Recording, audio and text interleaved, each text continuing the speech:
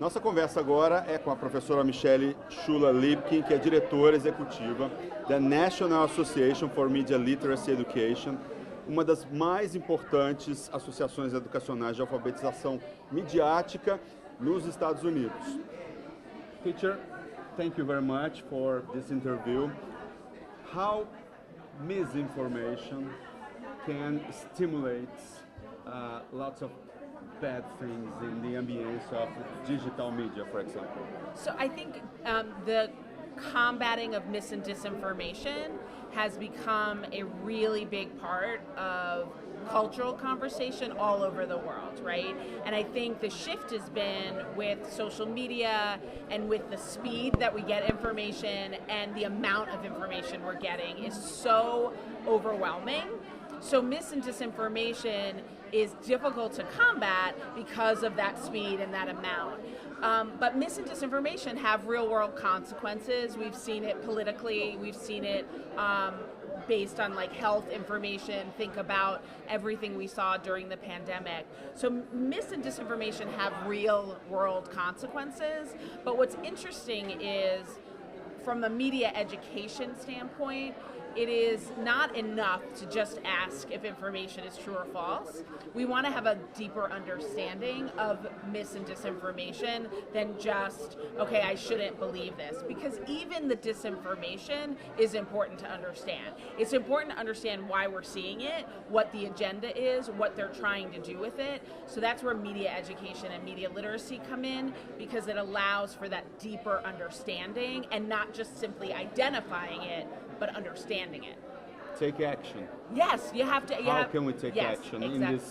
in this environment? Yeah. So I think what's really important, and we see this in the U.S., but it's very, very similar in Brazil, is that we have to use a collaborative approach. So in Brazil, you have this wonderful new division, right, in the government that's addressing these issues, that's looking at what do we need to do on a national level around digital and media education. This is phenomenal.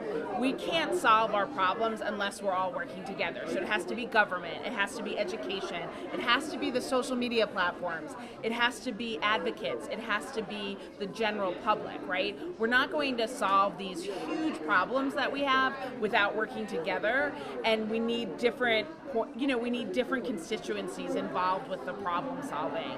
Media is global, there's no geographic barrier, there's no geographic line between this global landscape, and the ecosystem is so complicated that we need to be working across borders, and we really need to be working together. To build a strong network, more stronger than misinformation. That's it. That's the solution. Well, I think that we build a network that can work together to understand the problems, right? Because the problem isn't just disinformation, right? The problem is that our human communication systems have changed completely in 20 years.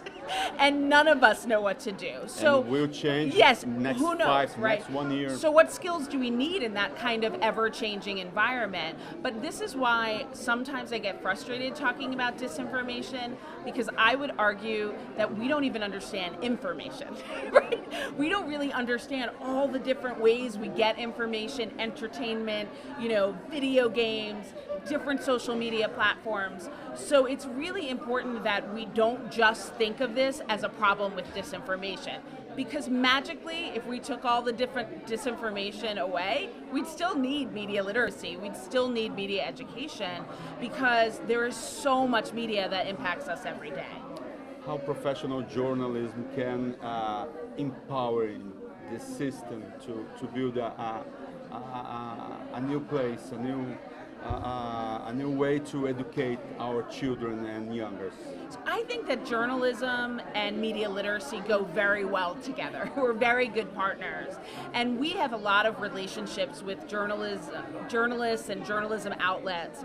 I think that journalists play a really important role because journalists understand how important a media literate society is to journalism in itself.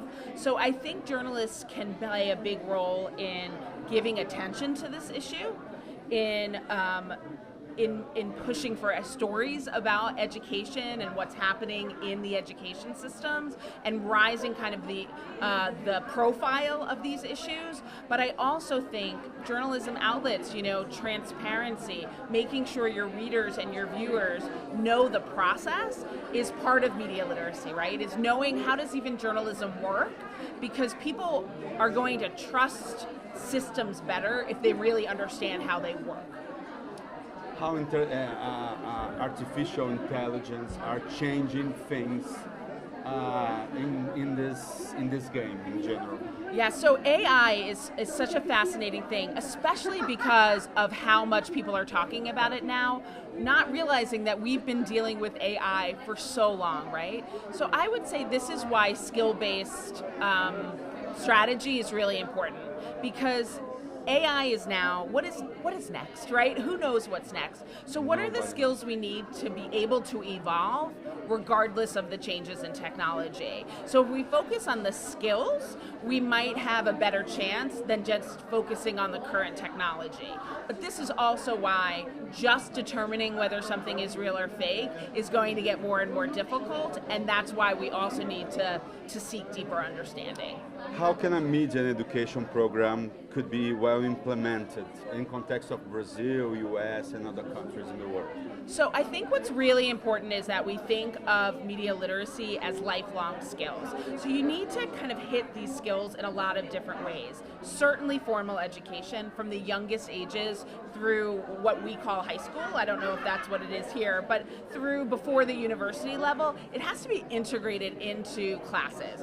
Teachers need the support, teachers need professional development, but then we can't forget about the adults. So we need community institutions, community media, community libraries to be supporting older people with these skills also. What are the essential points to be considered by a school network or a director or professors in general? Specific, like what do we need to be teaching? So we define media literacy as the ability to access, analyze, evaluate, create, and act. Criticize. So all of those things. So how are we critical thinkers? How are we effective communicators? And how are we actively participating as citizens? So all of our work in the classroom has to be with those skills in mind. The media is profoundly influencing children's lives. How can governors support families in promoting healthy relationships with the media? So I think parents have such a hard job right now, especially parents of young children who just went through the pandemic.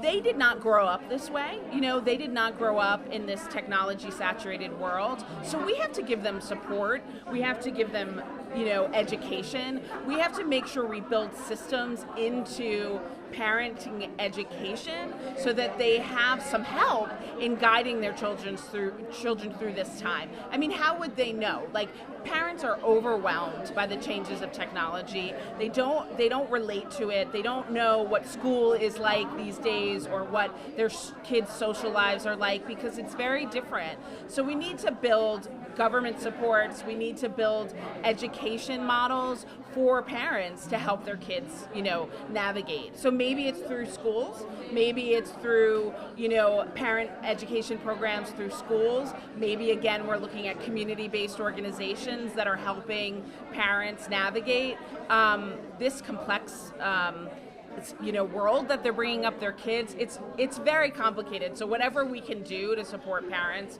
we should be doing. I like to make a futurology exercise. Okay. I think it's hard to what happens in 1 year or 2 years, but what do you see in 5 years in this subject, in education, in artificial intelligence, and government politics in general? I love this question. I think that what we have to recognize is we've come so far in such a short time. So for us, everything changed in 2016 in the US, where fake news became part of the cultural conversation. At that point in time, people were still learning that social media, networks take our data. That was new information just 6 years ago. So think about where we are now in just 6 or 7 years, where we're having these conversations about social media regulation, about education processes. We're having these deep conversations that were unthinkable 10 years ago. So I'm super optimistic because we're having the right conversations, we're asking the right questions. So what will we see in 5 years? I want to see a national priority level of commitment from whether it's in Brazil. A word. Yeah, a world priority. But like at every country, it has to become a national priority. We are losing a generation of people if we're not allowing them to learn the skills they need to thrive and to lead, right? So to me, 5 years ago, we see it as a national priority and we see it integrated into schools from the earliest ages. Last question, what do you know about media socialization in Brazil? You learning, is being here these days? So I've been here for a few days, so I can't have learned that much. But what I am fascinated about is just there's so many parallels with kind of the challenges and the struggles and the polarization and the kind of news ecosystem. So it's been very interesting to learn, and everyone in Brazil is so nice and so welcoming. So thank you. Thank you very much. Thank you. Thank you for interview. Bem, essa foi a conversa com a professora Michelle Ciulla, diretora-executiva do National Association for Media Literacy Education, que é uma das mais importantes associações educacionais americanas de alfabetização midiática. Quer acessar mais conteúdos do SBT News sobre esse assunto? Clica aqui.